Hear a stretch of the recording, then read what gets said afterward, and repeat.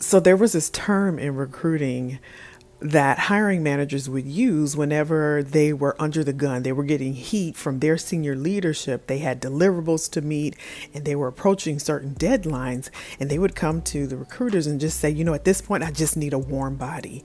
I just need a warm body. I need a butt in a seat.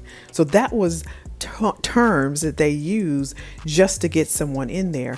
And what they would do is they would hire in bulk. So for instance, they would hire maybe 5 people because they know that only 2 would work out. And the other 3, they would either bring on temporary because they knew they were going to let 3 of them go, or they would let 3 of them go based off of the metrics that they put in place for these particular employees.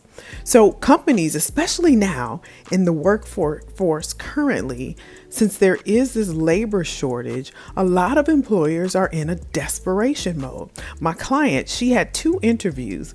And when we talked about the interviews, once she got finished, she said, Kelly, she said, there was stark contrast between the 2. There was such a huge difference between the 2 interviews that I did. The one, they were late to the interview. They didn't communicate timely. They didn't respond or didn't answer questions like they should, right? The other one, she said, it was seamless. She said it was really easy. If they didn't have the answer, they told me they would get someone to respond to me based off of who the person was and what they did, or if this particular position would be interacting with them. Here's my point. Companies now, some of them may be in a desperation mode where they need butts and seats. They just need a warm body. And just like my client said, she said, I want a career, not just a job. And so you have to know what questions to ask, and not just what questions to ask, but the right questions to ask.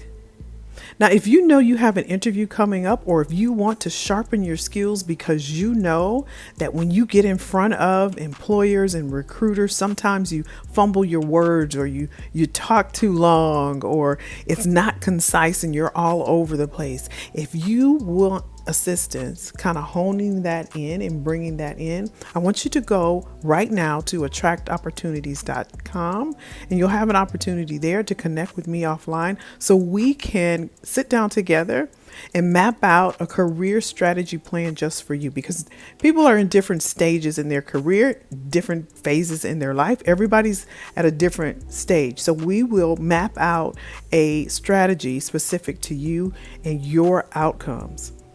I believe that you deserve more, and I know you believe that as well. So go now to attractopportunities.com, and we will get some time together to map out that strategy.